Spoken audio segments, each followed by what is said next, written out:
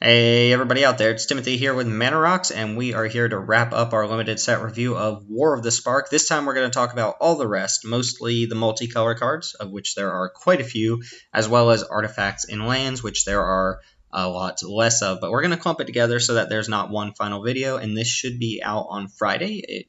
If you're not listening to this on Friday, I messed up somewhere, but I've been doing pretty good at getting one out per day.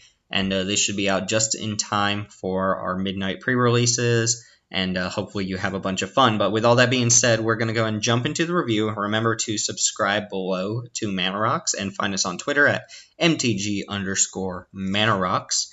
And let's stop wasting time. Let's start talking about the cards. So remember, first category, sideboard cards, build-arounds. These are cards that aren't just generically powerful in a deck, or they require some tweaking to the way you draft to make them function in your deck, but they're not terrible either. There might be some unplayable cards in this category, but we'll point them out when we get to them. First one, and we're going to start off with a bang here, is a mythic rare. It's Niv-Mizzet Reborn. It costs Wooburg, white, blue, black, red, green, for a 6/6 legendary dragon avatar with flying, and when it enters the battlefield, reveal the top 10 cards of your library. For each 2-color pair, you can choose one card from among those and put that card into your hand, and then the rest go to the bottom. So what this means is you can pick a Dimir card, you can pick an Izzet card, you can pick a Gruul card, so on and so forth. You can pick one card that has exactly 2 colors, and you can put that into your hand, and you can only pick one of each color pair. So if you reveal 2 Dimir cards, 2 blue-black cards off of Niv-Mizzet, you only get to take one of them. Now, clearly this is in the build-around category because you can't just slam a Wooburg card in any deck, but there's a lot of mana fixing in the set, especially in green, and we're going to see a lot more here with some of the artifacts. So I do think you can make Niv-Mizzet Reborn work out, and the thing you're really resting on is it being a 6/6 flyer for 5, which is amazing and really strong all its own. And if this only draws you 1 or 2 cards in limited, so be it. You got an above-rate flyer. If you are able to cast this. Even if you cast this off curve, you don't have the 4th or 5th color right away. If your deck is built to be able to cast a 5-color card, then Niv-Mizzet, I think, will reward you. Plus, once you first pick Niv-Mizzet and you go down the route of just taking a bunch of mana fixing and stuff like that, you can prioritize multicolor cards of different color combinations to try and maximize on Niv-Mizzet. Looking at 10 cards gives you a pretty high shot of finding at least a couple of cards off of Reborn, and it shouldn't be too hard to draw 2 or 3 cards when this enters the battlefield. Plus, it might just win the game on its own. So I think this card is sweet. I'm going to first pick it every time I see it, and I'm definitely going to try out the 5-color deck here. But for the most part, I think you should keep this in the build-around category, and just note that if you're playing in like day 2 of a GP, Niv-Mizzet Reborn probably isn't the type of card that you should be going for. Invade the City is up next. This is a payoff for being blue-red spells matters. It's 1 blue-red, 3 mana total, uncommon sorcery, amass X, where X is the number of instants and sorceries in your graveyard. So if you have 4 instants or sorceries in your graveyard, then you get to go ahead and make a 4/4. Or you get to add 4+1 counters to an army you already have on the battlefield.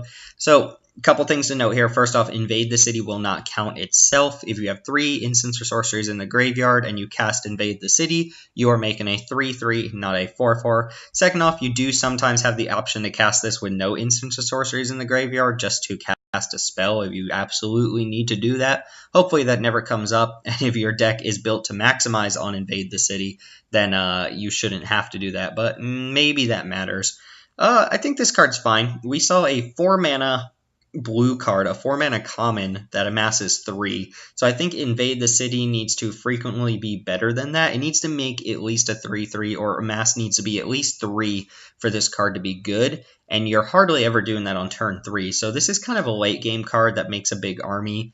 And I don't know how great it is, but it's clearly a build-around card that needs a lot of instants and sorceries. I do think that theme is pretty well supported here. There's a lot of instants and sorceries that can trip or draw into other cards, and there's a decent number of payoffs for being in that archetype. So I think Invade the City will be a nice addition to that archetype, but it's certainly not like Niv-Mizzet. I'm not first picking it and then forcing it. It's something I'm looking to pick up later in the pack once I know I'm blue-red and the rest of the table is not. Neoform is up next. This is probably unplayable, but it is a build around nonetheless. It's blue-green. It's an uncommon sorcery. As an additional as an additional cost to cast it, you must sacrifice a creature, and you search your library for a creature with mana cost equal to 1 plus whatever you sacrificed. Put that creature onto the battlefield, and it comes into play with an additional +1/+1 counter on it. So you get to sack a 3-drop and search up a 4-drop with a counter, or sack your 6 drops, fetch up a 7-drop with a counter, something along those lines. We saw this with Prime Speaker Vannifar, but the big difference there is that Vannifar was at least a 4-mana 2/4, so it had a reasonable body attached to it. Neoform is a one-shot effect that requires you to sacrifice a creature, and if it's countered, and sorry, bad luck. Plus, you're not really upgrading that much. I do think Vannifar was an overrated card. I think you could just pass it for, a better uncommon or something like that. The thing is, you're not even cheating on that much mana. You're not just putting like a 6-drop into play for free. You had to sacrifice a 5-drop to do that. So you're really only saving on 1 mana, not the whole card's worth of mana. There's probably some janky combos with like maybe Fibblethip or something where Neoform is a fine card to put in your deck. But for the most part, I would say you shouldn't be casting this card and you shouldn't be putting it in your base blue-green decks at all. Firemind Vessel is 4 colorless mana for an uncommon artifact. It enters the battlefield tapped, and it taps for 2 mana of different colors. The mana has to be different. You don't have a choice there, but that's fine. This is a build-around card because you want this when you have either a bunch of 6 and 7 drops to cast in your deck, a lot of expensive cards, and you need the ramp, or if you're playing a bunch of different colors. If you pick up Niv Mizzet, then yeah, you want Firemind Vessel. Isn't that appropriate, right? If you're playing just an average 2-color deck, maybe you curve out at 6, maybe you have 2 6-drops and a couple 5-drops, then there's no need for you to have a card like Firemind Vessel.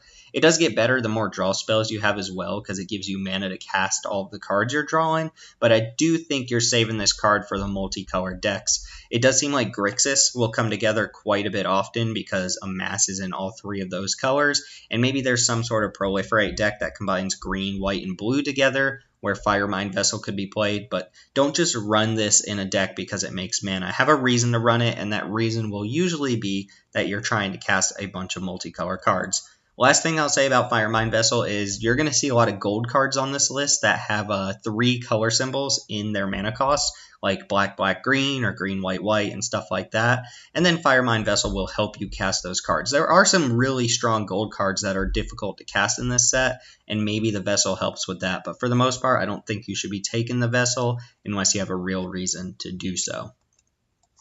God Pharaoh's statue is up next. It's 6 mana for a legendary uncommon artifact. Spells your opponent's cast cost 2 more to cast, and at the beginning of your end step, each opponent loses 1 life. I think this card is quite bad. It basically says your opponent can only cast 1 spell per turn, and if your opponent's really leaning on like a 7 or 8 drop to win the game, then they're going to be pretty much out of luck casting that card.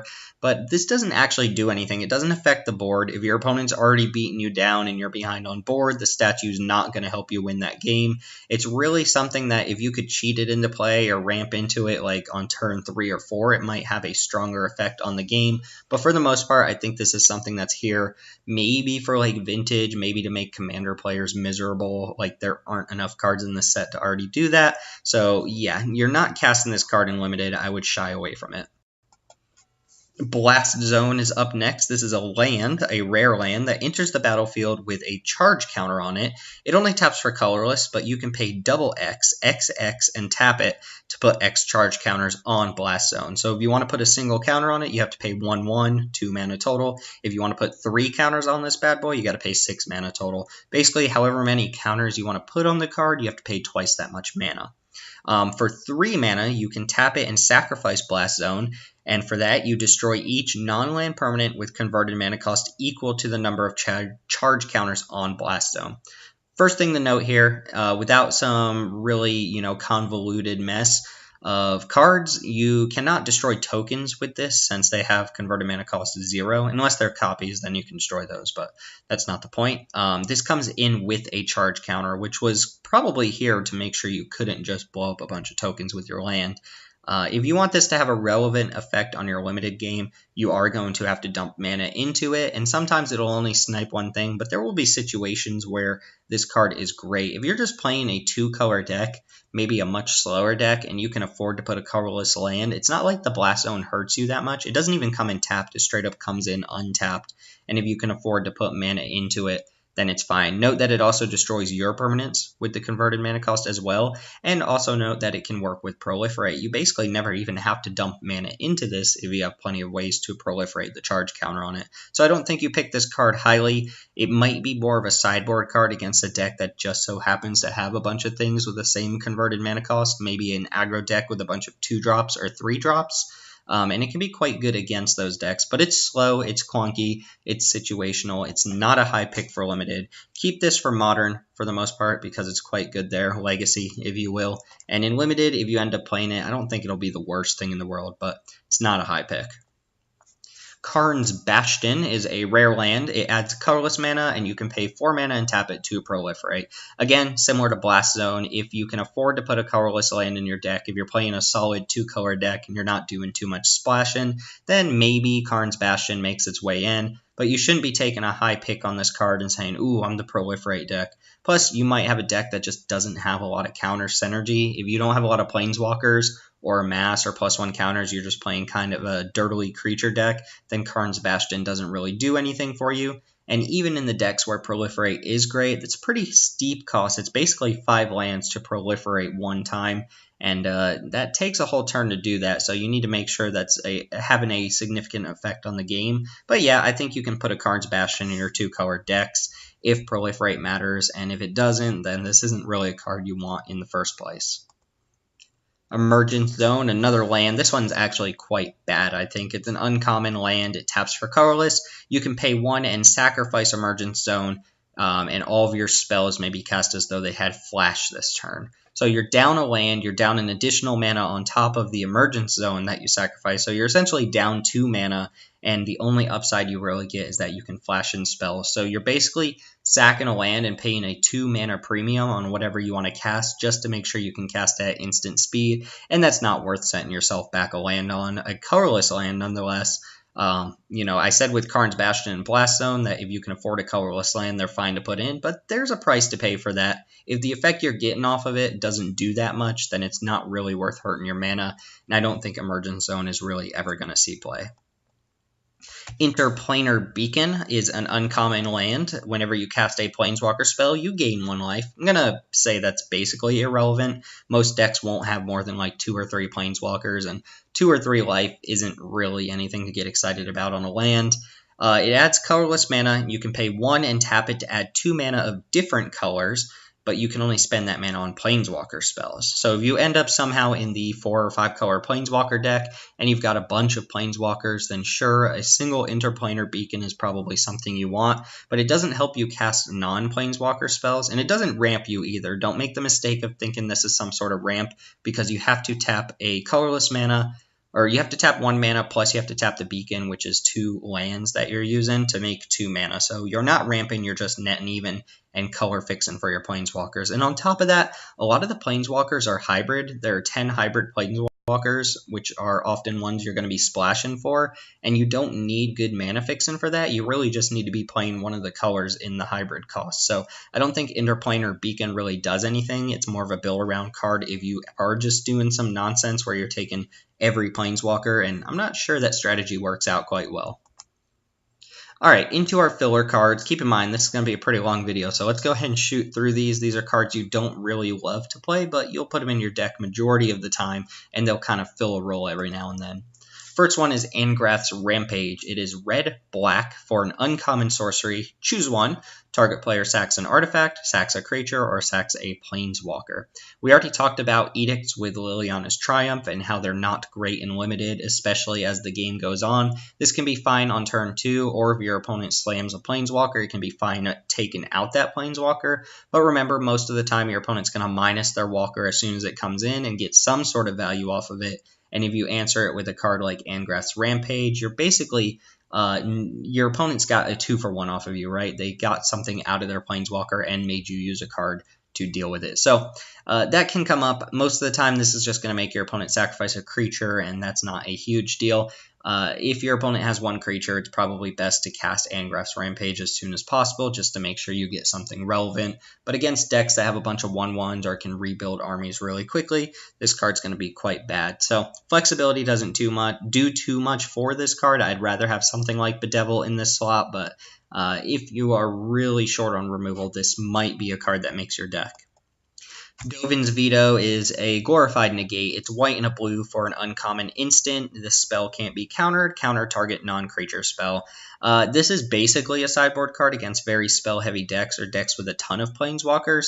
But you could always put a negate in your main board if you're just really, really short on instants or sorceries, or if you're short on a spell and you just need a 23rd card and you want to make sure you have a card that does something. A card like Negate or Dovin's Veto will always have a target. It just won't be as relevant against a lot of decks as it will be, strong against certain spell-based decks.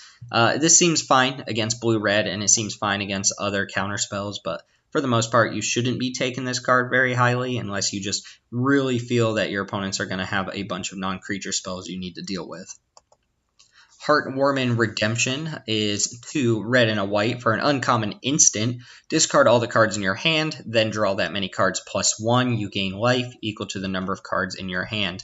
Note that despite this saying +1 on the card, it doesn't actually net you cards. If you cast this and you have 3 cards left in your hand, then you draw 4 cards, and you originally had 4 cards before you cast this. So you're basically net and even, and you're paying 4 mana to gain a little bit of life and maybe make your hand a little bit better. Obviously, the way you're supposed to play this is maybe stockpile a bunch of lands or cards that just aren't going to have an impact on the board. Since you can't even cast this until turn 4, you can kind of assess which cards you can afford to sandbag in your hand for this, and then, turn them into a bunch of other cards. But this doesn't do that much overall. It's expensive, and especially in a color that probably wants to be attacking, so I don't think you're ever going to play this card, but if you find you have a need for hand selection, maybe make your hand a little bit better, then sure, Heartwarming Redemption could make the cut, but I don't think it's going to have a very strong effect when you do cast it. Rebel Belt Rioters is next. 1 green red for an uncommon 0/4 human berserker with haste. 3 mana 0/4 haste. Sign me up. When it attacks, it gets +X/+0 until end of turn. X is the greatest power among creatures you control. So this could be quite big. If you have a 4/4 or a 5/5 on board, this can be a 4/4 or 5/4 hasty creature for just 3 mana, which is a great deal. But you have to respect the fact that sometimes it comes down as a 0/4 and you have no other creatures on the battlefield, and it's pretty terrible there. So Rebel Belt Riders seems like a filler card to me. It's also not a gold card that really pushes me into a color. I'm not taking this card and saying, all right, let's draft Gruul, right? It's just that if I do end up in green-red and I see this card going middle to late in the pack, then I'll probably pick it up. Iron Bully, 3 colorless mana for a 1/1 artifact golem creature. It is a common, it has menace, and when it enters the battlefield, put a 1/1 counter on target creature. 3 mana 1/1 menace, not great, and this can always put the counter on itself, so 3 mana 2/2 menace, still not great. This is just kind of a colorless multi-purpose way to get a counter on a creature for your proliferate decks. If you're not playing a proliferate deck, then don't be a bully. You do not need Iron Bully in your deck. But if you just need to get the +1 counters rolling and then you can start proliferating them afterwards, Iron Bully will fill that role. There are better ways to do this in basically all of the other colors. Blue, white, and green have way better ways to put +1 counters on your creatures than by doing it on a dirtily little Iron Bully, but I think this card can fill a slot just fine, and it's a role player in those proliferate decks. Mana Geode, 3 colorless mana for a common artifact. When it enters the battlefield, scry 1, and you can tap it for 1 mana of any color. So a manolith, essentially, that gives you a scry 1 attached to it, because every card in the set needs to have scry 1 attached to it, apparently. This is not great. If you have a use for mana fixin', if you're a ramp deck, any deck that would cast a manolith and use it, any deck that's playing 3 or more colors, this is going to be fine, but don't play it in your 2-color deck. It's actually probably a little bit worse than, say, a Locket for, context. If you played, you would sometimes play a Locket in just like your average Gruul deck or something like that because it is a 2-for-1. Mana Geode is never a 2-for-1. It's always just going to sit there and add more mana, and it makes for a pretty bad top deck. So if you have a use for the ramp or the color fixin', then play it, and if you don't, don't. Prismite is 2 colorless mana for a 2/1 common artifact creature golem. You can pay 2 colorless mana to make 1 mana of any color, so you actually lose mana in that exchange, but it helps you splash, right? We saw a card like this with, I want to say it was a Llanowar Envoy, maybe? I don't know. It was an elf from Dominaria that could pay 2 mana, one of which had to be green, and produce a mana of any color, and you basically just never activate that ability. This is also maybe a way for commander decks to like filter infinite mana into infinite colored mana, but I digress there. This card's pretty bad unless you absolutely need Mana Fixin'. It is a 2-mana 2/1 a field creeper, which can trade for other 2/2s, but that's about all it does, and I doubt you'll ever even see this ability come in handy at all. Gateway Plaza is up next. It's, we've seen this card. You know what it is. It enters the battlefield tapped. You sacrifice it unless you pay a colorless mana when it enters the battlefield, or any mana, I should say, and it adds 1 mana of any color. Gates don't matter in this set. There are no payoffs for playing Gates, so don't feel like you have to take this highly for any sort of payoff. There are no Rams or Colossus, but if you need Mana Fixin', this is fine. This is just your standard Rupture Spire. It's a little bit worse because there's no reason for it to be a gate here. Other than to, consistency's sake. But similar to Mana Geode, you'll play this card in your 3+ color decks, and I usually tend to play one type of effect like this in my 2-color decks on a land, but you don't need it in a 2-color deck. This is definitely here if you plan on doing the 3 or 4-color deck. Ugin's Conjurant is X colorless mana, X mana total. It is not an artifact, it is just a colorless creature. It's a 0/0 uncommon spirit monk. When it enters the battlefield, you put X +1/+1 counters on it, and you can pay as much mana as you want for that. So, if you pay 5 mana, it comes in with 5 +1/+1 counters. If damage would be dealt to Ugin's Construct, or Conjurant, I want to call it Ugin's Construct.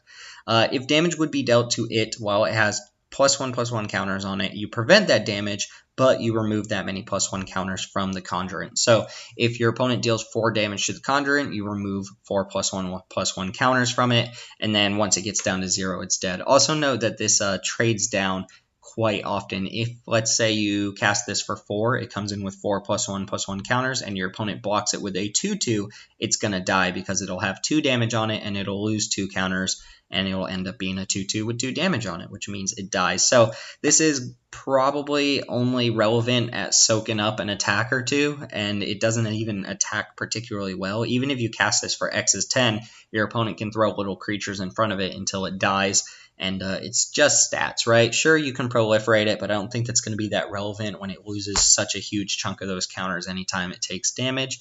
And yeah, this can even get smaller mid-combat if your opponent burns it. Say you're attacking a 5/5 into your opponent's 3/3, and they deal 3 damage to it mid-combat, then suddenly Ugin's Conjurant is a 2/2, and it just loses that combat. I don't think this is going to be a high pick. It is, it gets a few points for flexibility in that you can just cast it in any deck. It's colorless, it's non-committal, but it doesn't really fill a role in too many decks outside of the Proliferate deck. All right, this is probably our biggest category here. We have the average cards, the mid picks. These are the cards that will make your deck most often. Maybe the next category is bigger, but we're going to start rolling through these as quick as possible. Starting with Dreadhorde Butcher, black-red for a rare 1/1 zombie warrior with haste. 2 mana 1/1 haste, not great. Whenever it deals damage to a player or planeswalker, put a +1/+1 counter on it. Okay, a little bit better. And when it dies, it deals damage equal to its power to any target. And that's not the number of 1/1 counters on it, it's the number of or its total power. So if you manage to pump this before it dies, maybe you giant growth it or something like that, it's going to deal a lot of extra damage, and it can go to any target. It can go to your opponent's face. It can go to a planeswalker. It can pick off a creature. Seems pretty flexible. Clearly, the downside here is that if you can't get it in there and you can't manage to deal damage with it, then it's just a 2 mana 1/1, and it loses basically all of its other bonuses. It's a glorified Footlight Fiend at that point for 2 mana, which is quite bad. But if you get to maybe, be on the play and hit with this on turn 2 and hit with it on turn 3, it can steal a game by itself, and it punishes your opponent for dealing with it as well. Not too many exile effects that can deal with it either. There's also a mini sacrifice theme in black-red, so maybe this can be taken advantage of in that situation, but I think this is a fine card. Maybe not a slam dunk first pick bomb or anything like that, but a card that should pull its weight in your black-red decks. Role Reversal is blue-blue-red for a rare sorcery. Exchange control of 2 target permanents that share a permanent type. So a very mana-intensive switcheroo, if you will, swapping 2 creatures around. But this could be a little bit more flexible. It can swap a planeswalker that your opponent just played with one of your planeswalkers that has maybe minused into Oblivion and is just sitting there on the board. Keep in mind those static abilities are still relevant, so be careful what you give your opponent.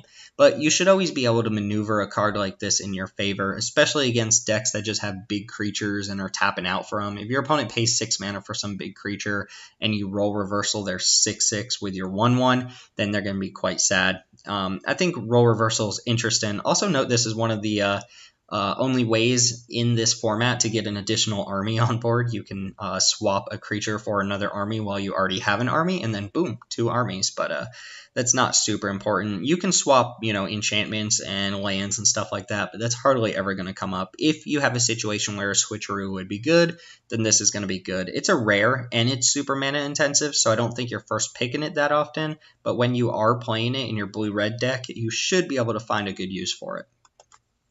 The Spark is white-black for an instant. It is an uncommon, and it exiles target permanent with converted mana cost 4 or greater. Now, I like this a lot better than the cards like the Wanderer that exile creatures with power 4 or greater. I like when it's mana cost because nearly every single deck you play in Limited, even the most aggro decks, are going to have some sort of target for this to hit, and it's going to answer those cards at a discount. You're always paying 2 mana for this, and you're always going to hit something that's mana cost 4 or greater. It is removal that can't hit your opponent's early games and doesn't help stabilize you very well, but it does deal with most of the planeswalkers, and it deals with permanents that you really care about dealing with at a pretty cheap cost. It's white-black, not particularly splashable, and you're not first picking this. It's not like universal removal or anything like that, but it's pretty good, and I think you'll main deck at least the first copy of it. Huatley's Raptor, green-white for a 2/3 uncommon dinosaur with vigilance, and when it enters the battlefield, proliferate. Green-white is probably the hallmark color pairing for proliferating, as evidenced by Huatley's Raptor, but green-white is going to have the easiest time at getting some sort of counter value train going, and the Raptor is pretty good. Plus, you can just run this out on turn 2 as a 2/3 with vigilance, and that's going to be good enough to attack in the majority of your opponent's 2 mana plays. Maybe not all of their 3 mana plays, but it'll hold its own. It's not terrible in the late game. It's not terrible in the early game. In fact, it's decent in the early game, and I think that altogether makes for a fine card, even though it's never really that amazing. Mayhem Devil, I talked about this in a separate video. I think this card is sweet, but it's basically average for Limited. It's a 1 black-red devil. It is a 3/3 uncommon. Whenever any player sacrifices any permanent, Mayhem Devil deals 1 damage to any target. Not a ton of fancy ways to sacrifice stuff. There's not an Evolving Wilds, but there are a few artifacts that sacrifice themselves, and then there's a lot of red and black creatures that can sacrifice other permanents. Mayhem Devil pays you off for doing that, but don't go willy-nilly just sacrificing everything you have. Make sure you have a reason to be sacking that stuff, and then consider Mayhem Devil kind of your payoff for doing it. Don't just sack your best creatures to ping of damage, right? Mayhem Devil can also benefit from getting Death Touch if there's a way to do that in the set, which I can't remember off the top of my head if there is or not. But I think this card's 3. It's solid. I think this card's fine, not 3. Solid stats. It's a 3/3 for 3 mana. Can't ask for much more than that. And this does kind of pull me into black-red, especially if I already have ways to sacrifice creatures, or if I have creatures that I feel are going to be expendable throughout a match. Cruel Celebrant, very similar to Mayhem Devil. These cards always, I think, play out a little bit better than you would assume they will. We just had Vindictive Vampire in the last set, which is actually a lot worse than Cruel Celebrant. But Cruel Celebrant in this case is a white and a black 2-mana total for a 1/2 uncommon vampire. Whenever it or another creature or planeswalker you control dies, each opponent loses a life and you gain a life. So it's kind of your Blood Artist effect, Vindictive Vampire for newer players. And it's quite good. It counts when anything dies, including your planeswalkers and including itself. So on a really stalled out board, this can be a mirror breaker. It's really good if you have sacrifice fodder, as we mentioned with Mayhem Devil. And in just a game where resources are trading off, this can account for, 3, 4, 5 life drained from your opponent, as well as gaining you some life, which is going to be quite good overall. It might not look super flashy, but these cards play out quite well, and I'm excited to play this. I don't know that you first pick it and go black-white, but like a lot of these other gold cards, if you are playing black-white, you're going to be happy with as many Cruel Celebrants as you can pick up. Pledge of Unity is 1 green white for an uncommon instant. Put a 1/1 counter on each creature you control. You gain 1 life for each creature you control. This is in the mid-pick category because on an empty board, it does literally stone cold nothing. You can cast it, it just doesn't do anything. You have to have at least 2+ creatures for this to be super relevant. With just a single creature on board, this is gain a life, put a counter on a creature, and that's not that great. With 3 or more creatures, this becomes pretty good, and in some board states, it's going to be absolutely insane, kind of functioning as a combat trick that also just makes your entire board bigger, like a combat trick that anthems your board and gains you some life. So there's a lot of potential in this. It's a lot of times going to play out as, a first pick, second pick card, and then there are times where it's just going to be horrendously bad, especially against removal heavy decks that can kind of keep your board clear. This is going to be pretty poor, but if you have 2 creatures on board, this is comparable to something like Deploy, make 2 1/1 Thopters and gain life for each creature you control. This does a decent impression of that, while sometimes being worse and sometimes being much, much better. 10th District Legionnaire, red and a white for a 2/2 uncommon human soldier with haste. 2-mana 2/2 with haste, pretty good. Whenever you cast a spell that targets it, put a 1/1 counter on it and scry 1. So this is not exactly a reason to just start taking all of the Nahiri Stoneblades and Samet Sprints and stuff like that. But if you happen to have decent combat tricks, this is a good place to put them. And it gets a 1/1 counter, not just +1/+1 until end of turn. So a decent already starting stat line is a 2-mana 2/2 with haste with upside for casting spells that target it. Seems like a solid guard altogether. Guild Globe. This is a card that looks innocuous, but these effects always go pretty early in packs, and they just make sure your decks tick. Guild Globe is 2 colorless mana for an artifact. When it enters battlefield, draw a card, and for 2 mana, you can sacrifice it to add 2 mana of different color. So again, this is basically here to kind of smooth out your deck when you're playing 3+ colors, your Niv Mizzet deck, so on and so forth, and it replaces itself. So it does a good impression of something like Terrarion or Prismatic Lens or something along those lines. It's never going to be insane, right? And this one does kind of give you the card back right away, whereas some of them only give you the card when you sacrifice them, so on and so forth. But I think you can afford to run this one in basically any deck. In fact, if I'm playing Arena and I'm playing Best of 1, this is a card that I'm actually very happy to have in my deck, because it's never a dead draw. It's always going to, at the very least, replace itself, and then it just makes sure that you get to play Magic. If you have this on turn 2, it can help you get out of a slow draw or a mana screwed draw, or maybe even just a colored screwed draw, while also helping you do some of your 3 or 4 mana stuff. So not insane, but I've come to learn that these sorts of effects are always pretty highly valued by other players. Underrated at the beginning of a format, and then people start taking it just because it can help you out. And with just the high density of gold cards in this set, I think you're going to have a bunch of them, and you're going to be happy to play your Guild Globe to make those work.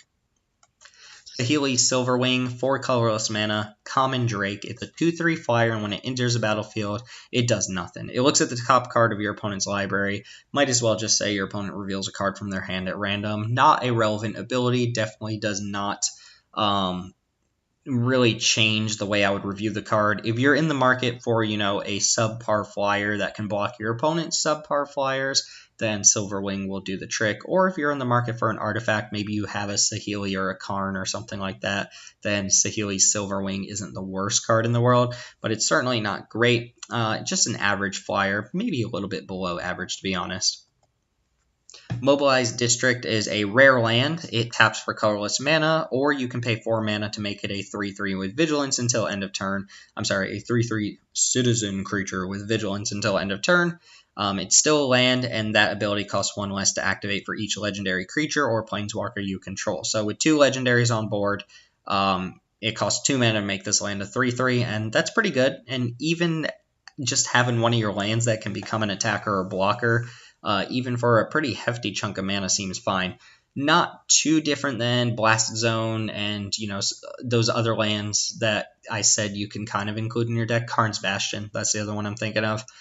If you have space for a colorless land, this is a pretty good way to use it. It's definitely better than the other lands, since having a mana source be able to start attacking and blocking later in the game is quite good.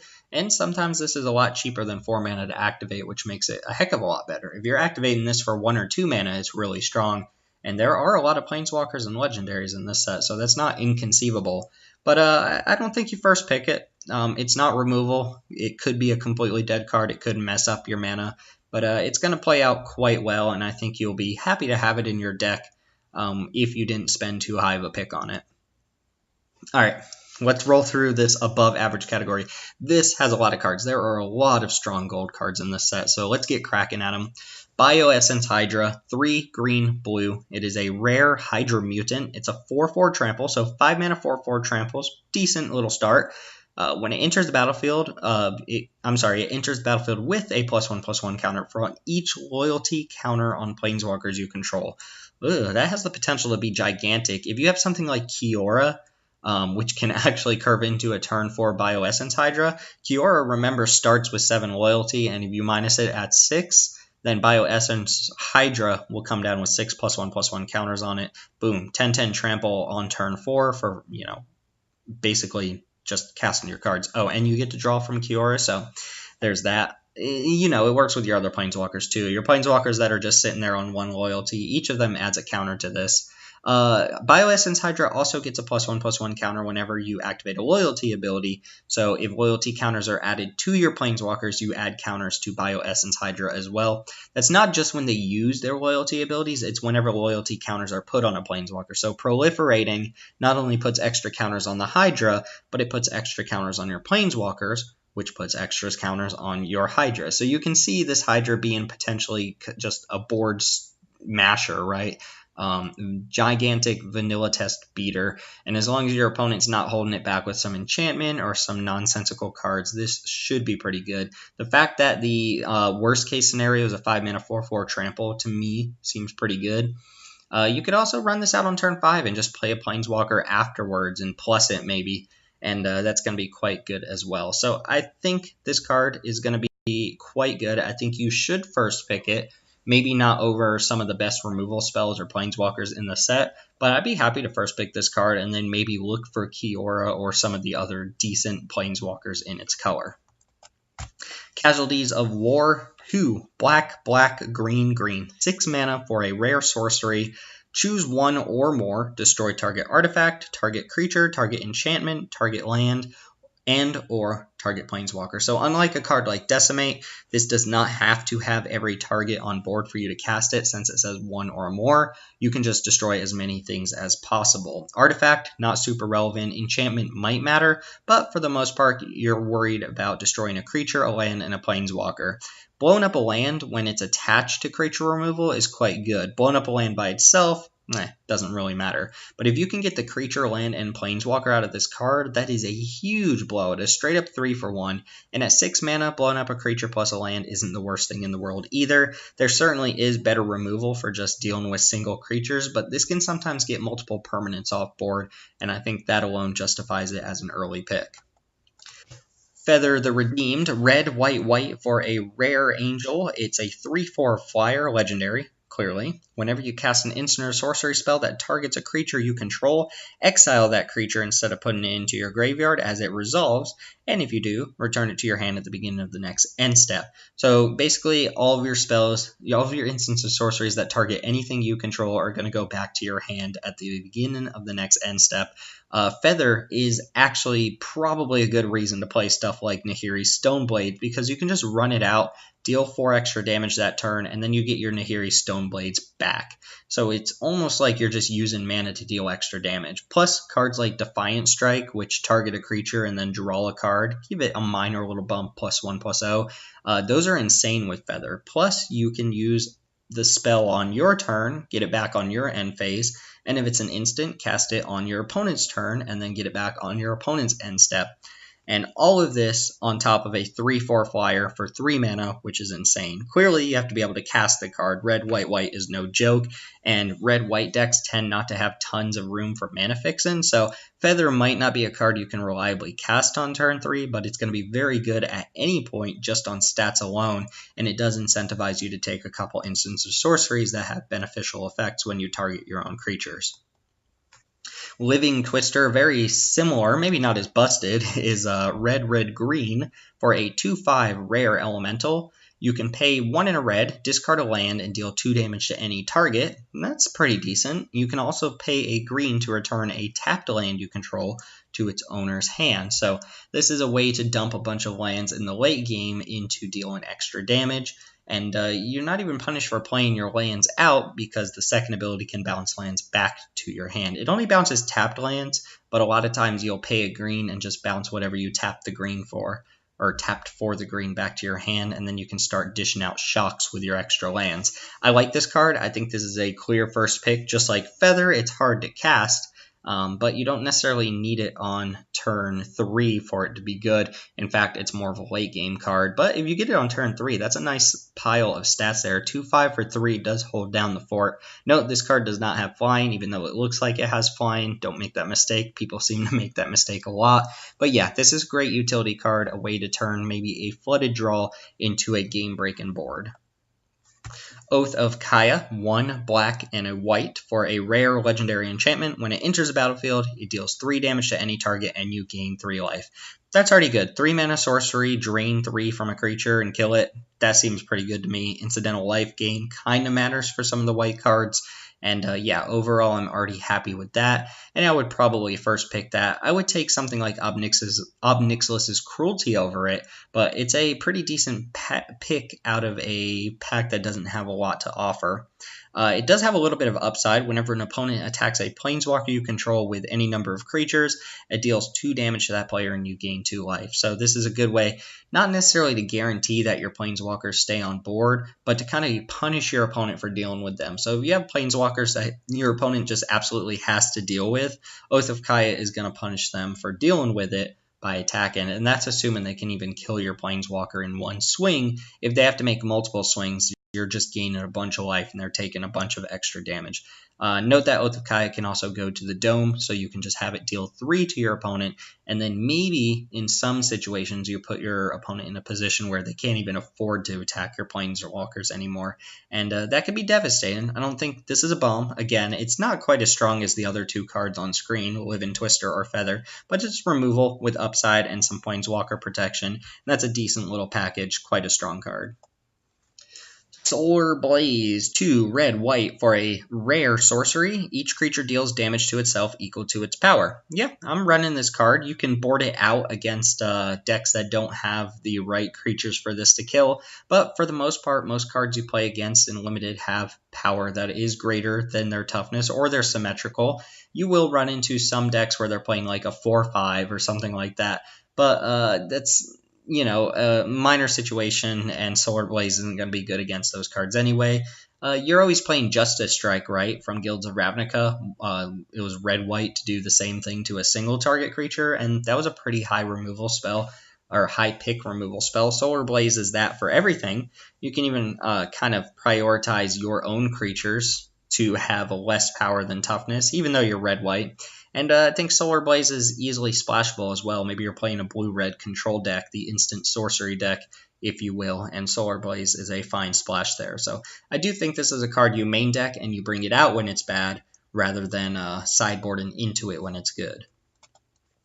Soul Diviner is blue and a black for a 2/3 rare zombie wizard. You can tap it and remove a counter from an artifact, creature, land, or planeswalker you control to draw a card. This is a nice little engine card, and it's a decent stat line on a 2-mana creature. I'm happily picking this card and then trying to be blue-black and looking for ways to get counters on my permanents. Note that you can't remove a permanent from an enchantment, which is likely due to sagas in standard, but not relevant here. Yeah, this can draw you a bunch of cards. Anything that puts counters then becomes a real pick because you can just kind of throw that card out there, put counters on whatever, and then turn those counters into extra cards. Soul Diviner seems sweet to me.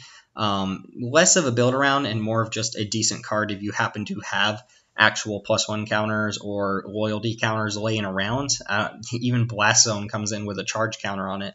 So yeah, I think this card is sweet, and you should be pretty stoked to play this card and then look for ways to get counters on your other permanents. Rev Devkarin Lich, okay, is 1 black, black, green for a rare zombie elf wizard. It's legendary. It is a 5/4 trampler, and when it deals combat damage to a player or a planeswalker, you can return a creature from your hand, creature or planeswalker, from your graveyard to your hand if it wasn't put there during that combat step. So basically a creature that didn't die during that combat, you are allowed to just Gravedigger some other creature back to your hand. This is a nice pile of stats and a good little card advantage engine on a trampler, and I don't see how this isn't just a clear first pick. Yeah, the mana cost is a little bit restrictive, and when you get this out on turn 4, there might not actually be creatures in your graveyard to get back, but as just a vanilla 5/4 trampler for 4 mana, it's quite good. You can also just kind of freely sacrifice creatures and then get them back with Storev, and a lot of other creatures at the same mana cost aren't going to be able to rumble with a 5/4 trampler. So I think this card is sweet, clear first pick in my eyes. Not sure what else to say about it since that's basically the entire card in a nutshell, but I don't know, pretty sweet first pick in my eyes. Tolsimir, Friend to Wolves, is 2 green, green, white for a 3/3 rare elf scout, also legendary. When Tolsimir enters the battlefield, you create Voja, Friend to Elves, a legendary 3/3 green and white wolf creature token. On top of that, Tolsimir has a second ability, which says whenever a wolf enters the battlefield under your control, you gain 3 life, and you may have that creature fight up to 1 target creature an opponent controls. So ignoring any other wolves in the set, what you're paying for is a 5-mana 3/3 that creates a 3/3 token, and then that token may fight another creature. You also gain 3 life off of Voja entering the battlefield. That altogether is quite good. 5 mana for 6 power, 6 toughness, half of which can fight an opponent's creature, and you gain 3 life. That's a little bit too much to pass up and is already a good reason to be first pick in Tolsimir. On top of that, I believe Arlen's Wolf and the mono-green Arlen Planeswalker make this card a lot better. You can just kind of pick up Arlen's Wolves, and then they gain you life when they enter the battlefield, and they get to fight creatures, and then Arlen with Tolsimir seems absurd since you get to minus and basically make a 3/3 wolf and punch some stuff. Yeah, it seems great. I would be happy playing Tolsimir without any of the other wolf cards, but it does kind of skew me in the direction of wanting to take a card like Arlen a little bit higher than I normally would. But yeah, Tolsimir altogether, the package is great. The 2/3/3 bodies is good, the life gain is good, and the pseudo fight ability, well, not pseudo fight, the actual fight ability is pretty good here. Altogether makes for a pretty strong first pickable rare. Widespread Brutality, 1 black, red, red, 4 mana total for a rare sorcery. Amass 2, then the army you amassed deals damage equal to its power to each non-army creature. So if you have an army on board when you cast this, you're going to add 2 counters to it, and then that army is going to hit everything else equal to its power. So if it becomes a 4/4 after you amass 2, you're going to deal 4 damage to all other creatures except for armies. So this won't hit your opponent's armies, and the creature won't hit itself. On its baseline, if you don't already have an army on board, you get to make a 2/2 and then deal 2 damage to all other non-army creatures, and that seems like a pretty decent creature. Pretty decent card. A lot of times this is going to Pyroclasm the board and leave you with a 2/2, and in a dedicated amass deck, this can just be a complete board wipe that just leaves you with the biggest creature on board. Another card that has a restrictive mana cost and maybe takes a little bit of building around with other amass cards to really reach its peak, but it's fine on its own, and it just gets better when you have other amass cards. Death Sprout is probably the sweetest art in the set. It's one black, green, 4 mana total for an uncommon instant. Destroy a creature, search your library for a basic land, put it on the battlefield tapped, shuffle your library. You kind of had me already sold at 4 mana, murder, destroy a creature. Even with the restricted mana cost, I'm pretty happy to do that. And this is the type of card that you're happy to splash if you have any of those artifacts or green cards that can produce other colors of mana. But yeah, I think Death Sprout is going to be great. It also just kind of filters the land and ramps you into your 6-drop. So, you don't really even need the upside of ramping the land to make this card good. But it's kind of cool that it's there. I think this card is going to be a little bit of a groaner because it just feels like you get a ton of value off of this, even though it's basically just a 4-mana destroy target creature. It's just going to feel like your opponent's getting a lot more out of it because of that land when they do cast the card. So it is a clean, nice removal spell with a little bit of additional value added onto it, and that together makes for pretty much an A+ removal spell. Domri's Ambush, similar vein here. It's red-green for an uncommon sorcery. Put a +1/+1 counter on target creature you control. Then that creature deals damage equal to its power to target creature or planeswalker you don't control. So another punch effect. Again, not a fight. This doesn't make your opponent's creature deal damage back to yours. You just get to deal damage to them. And this one gives a +1/+1 counter, which we've already mentioned all of the relevance of +1 counters. But for the most part, it gives your creature a permanent buff while also being used as creature removal, and that is quite strong. This is on the power level of something like Savage Smash from Ravnica Legions, and a lot of times it's going to be a lot better because it doesn't fight. Sure, you don't get +2/+2, but it doesn't fight. You're not going to lose your creature. You're probably not going to get blown out, and you get to keep the additional power in the form of a +1 counter. So if you ever remove a threat with this, it's going to be fantastic, and I think if you're even suspecting that you're going to end up in a red or green based creature based deck, that Domri's Ambush is a card you want as many copies as you can get. Elite Guildmage, just another sweet value card, 2 white-blue for an uncommon 2/3 human wizard with flying. When it enters the battlefield, you gain 3 life and draw a card. If you played with Cloud Blazer or Mole Drifter, you know that these cards, these flyers that just come down and draw you extra cards, are kind of the bread and butter of nice little control or value-based decks. And 3 life on top of that is no joke. This is a great stabilizer, a decent beater in the air, and also just replaces itself when it enters the battlefield. Also, a dope card to use something like Teferi's Time Twist on, which lets you blink a creature and put it back on the battlefield with a counter.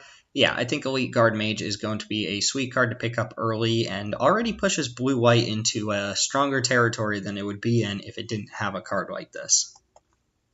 Gleaming Overseer is a 1 blue-black zombie wizard. It's uncommon. It's a 1/4. When it enters the battlefield, amass 1. 3 mana 1/4 that comes with a 1/1 token seems pretty good. Your zombie tokens have Hexproof and Menace. So this is a card that pays you off for having big armies. The bigger the army, the better here, because it's going to be hard to block. Your opponent's going to have to throw at least 2 blockers in front of it, and then it's also hexproof, so they can't get rid of it with just a removal spell, and that's kind of the bane of an army, right? No matter how big you make the army, if your opponent uses a removal spell and kills it, the entire army is gone, and basically every amass card you used up to that point is gone. Giving it hexproof kind of solves that entire problem. A lot of times I think the line of play is going to be that your opponent has to kill Gleaming Overseer and then try to kill the army, and you might just be able to start swinging in and dealing some real damage. The more amass you have, the better this Overseer gets, and it plays quite well with the other amass lords, the ones that give flying, death touch, trample, so on and so forth. This card is really sweet. I'm looking to pick it up quite early. Maybe not on the power level of a first pick card, but one that out of a weaker pack I could see snapping up and trying to get as many amass cards as possible. Leyline Prowler, 1 black-green. It is a 2/3 uncommon Nightmare Beast with death touch, lifelink, and tap, add 1 mana of any color. Okay, this is a weird card. The combination of abilities are very strange. Death Touch and Lifelink don't really combo in any meaningful way, but 3 mana 2/3 Death Touch is quite strong and holds back a lot while also attacking decently. And I guess if it's not blocking, you can use it for mana, and it's mana fixin'. I don't really get the design of this card, but it is a sweet card. It does quite a bit of things. It plays offense, defense, and ramp all at the same time. And that makes for a pretty good card, even if it's a little bit confusing to me. Rowl's Outburst, Angry Rowl, is 2 blue and a red for an uncommon instant, deals 3 damage to any target. Then you look at the top 2 cards of your library and you put one in your hand and the other into your graveyard. That, my friends, is a removal spell. 4 mana, potentially kill a creature or dome your opponent for 3, and then it cantrips into another card. Not just draw a card, but look at the top 2 and pick one of those cards. Yeah, that's a real card right there. So a mini little prophetic bolt, and even though it might seem expensive to pay 4 mana and deal 3 damage, this is going to kill a lot of creatures that it targets. Maybe even just burn to the face if you need to cycle it. And yeah, you get some card selection on top of it. So a huge payoff for being blue-red, although don't expect to get a bunch of these because I think a lot of the other blue and or red decks are going to try to splash this card. Merfolk Skydiver is blue-green for an uncommon 1/1 Merfolk mutant. It has flying, and when it enters the battlefield, put a 1/1 counter on target creature you control. So at the very least, it's 2 mana, 2/2 flyer, which is a pretty solid rate. You can pay 3 green and a blue to proliferate. So awesome mana sink on there. Proliferating, using your mana to just put additional counters on anything you have with counters on it. This right here, my friends, is what I call a plan in a can. This card on its own can completely win a game. I said this with Graceful or Grateful Apparition as well, the little spirit that proliferates when it hits it. Once you get the first counter on that card and it just keeps dealing damage, you might just incidentally win the game because your opponent couldn't deal with that. And Skydiver does a similar thing while needing a lot of mana to do it. If you have nothing else to use your mana on, well, Skydiver is a good place to put it, and it's going to pay you off for it. The baseline, as well, is just a 2 mana 2/2 flyer, which is going to be good, and sometimes it's a 2 mana 1/1 flyer that gets to pump up some other creature, and that creature can start attacking. This card is sweet. If you're blue-green, you're taking as many of these as you can get, and similar to a lot of the other gold cards, it's not quite first pick territory, but it's going to pay you off for being in that color pair. Tyrant Scorn is blue-black for an uncommon instant. Choose one. Destroy target creature with converted mana cost 3 or less, or return target creature to its owner's hand. I actually think this is the only instant speed bounce spell in the set. I may be wrong about that, but as much as I love instant speed bounce spells, this might be the only one. But it's very flexible, and a lot of times you're just going to kill a creature anyway. 2 mana to kill a smaller creature up to a 3-drop is still good, even if it can't deal with the biggest creatures on board, and then it can still interact with them by bouncing them. This is just a nice flexible card, a card that's really nice to have in best of 1 matches on Arena as well, since flexibility is very good there, and you're just happy to play this. This is a little less splashable than something like Rowl's Outburst, but it does pay you off in your blue-black deck by giving you a nice stabilizing card and a nice early play against some of the more aggressive decks. You still with me? Probably not, but if you are, let's talk about what I consider to be the 3 gold bombs, the ones that are just a tier above the rest, and maybe one of my frontrunners for one of the best cards in the set. First one, not my frontrunner for best card in the set, but still very good, is Time Wipe. 2 white, white, blue, 5 mana altogether for a rare sorcery. Return a creature you control to its owner's hand, then destroy all creatures. So a board wrath that lets you save one of your guys. And then, Planeswalkers exist in this format in high density, so maybe the Planeswalkers get to take over from there. I don't 100% know, but this card is sweet. Problem with board wipes is you often have to play into your own board wipes. You have to run out a bunch of creatures, and then you draw your wrath effect, and you have to end up killing your own creatures. Your opponent rebuilds, and you just fall behind from there. Time Wipe makes it so that your best creature is back in your hand, and you can redeploy it after saving it, and still get to wipe the board. So you have some sort of action after it. And if you had no creatures on board at all, then Time Wipe doesn't really have a downside, because if you wanted to kill all creatures, then this will do that. So I like first picking this card basically every single time. Seems like blue-white is going to be strong as well, and definitely has some control cards to back it up. So I think I'm going to be very happy first picking a Time Wipe. Rolesque Apex Hybrid is 2 green, green, blue for a 4/5 human mutant, a mythic legendary creature with Flample, Flying and Trample. So right there, boom, 5 mana 4/5 Fly and Trample, I'm sold. That card's good even with the restricted mana cost. But wait, there's more. When Apex Hybrid enters the battlefield, put 2+1/+1 counters on another target creature you control. Wow, so not only are you getting the 4/5 Trampler at a pretty discounted rate, restricted mana cost, but still discounted, you get to just jam 2 extra counters on another creature you control. But wait, there's more. When Rolesque dies, proliferate. But wait, there's more. Then proliferate again. So you get to proliferate twice when Rolesque dies. If those 2 counters are still sticking around, you'll get another 2 counters on whatever creature you put them on. Plus, you'll get to proliferate anything else that's sitting on board, planeswalkers, +1 counters, yada yada. All the stuff we've said about proliferate up to this point, Rolesque does it twice when it dies. So you're getting a really strong creature that gives extra value when it enters the battlefield, and then it punishes your opponent when you kill your card by just making one of your other cards a threat instead, potentially multiple cards a threat. Yeah, Rolesque is a first pick if ever I've seen one. It's very good, and you should make the mana work. It does help that double green cards are a little bit easier to cast since green has so much mana fixin', so you shouldn't worry too much about that blue. And even if you're drafting like green-black or something like that, you should probably find a way to get that blue mana in there for this card. And I love this card. This card's sweet. It's a very grown type card. But enter the God Eternals. Last card we're going to talk about for this set. 2 blue, blue, black. So notice all 3 of these cards have kind of the same converted mana cost and same kind of costing template to them. But this one is 2 blue, blue, black. It's a rare sorcery. When enter the God Eternals, deals 4 damage to target creature, and you gain life equal to the damage dealt this way. Target player puts the top 4 cards of their library into their graveyard. Amass 4. So I guess this is supposed to represent like 4 different effects with the 4 gods coming in. But anyway, what do you get out of this? You basically get a 4/4 because of Amass 4. Maybe you add 4 counters to an army you already have. But let's just say you get a 4/4 here. You get to deal 4 damage to an opponent's creature. So you're probably killing one of them. You gain 4 life, so your opponent's never killing you. And then there's a mill 4 attached to it. We don't care as much about that. But when you think about this as like a 5-mana Ravenous Chupacabra that also gains you 4 life, that is insane. And this card, when you can cast it, is going to be exactly that. And I'm not doing like the hyperbole Magic player insane. No, this card is actually insane.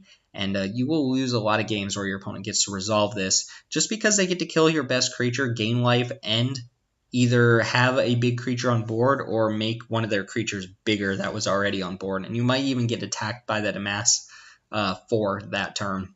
So I don't think this card needs a lot of justification. It's easily one of the best cards in the set if you can cast it. It's not in green, so it doesn't have the bonus of being super splashable. But it's just fantastic. You should be first picking this, and it leads to a nice little either Amass deck or a nice control deck as kind of your finisher or a great stabilizing card here. Okay, that covers everything. War of the Spark is done. We've talked about every single card in the set. I know people aren't listening at this point. It's just going on and on and on. But we wanted to cover everything before the pre-releases come up. So if for some reason you are still here, drop a like below. Subscribe to the channel. Find us on Twitter at MTG_ManaRocks. I am going to go ahead and give my voice a rest because, man, that was a long video. So if you're here, thanks for watching. I appreciate it. Enjoy your pre-releases. Hope you have fun. I hope this set is as good as it's hyped up to be, and I know I will enjoy it. So last time, thanks for watching. My name's Timothy with ManaRocks, and I'll see y'all next time.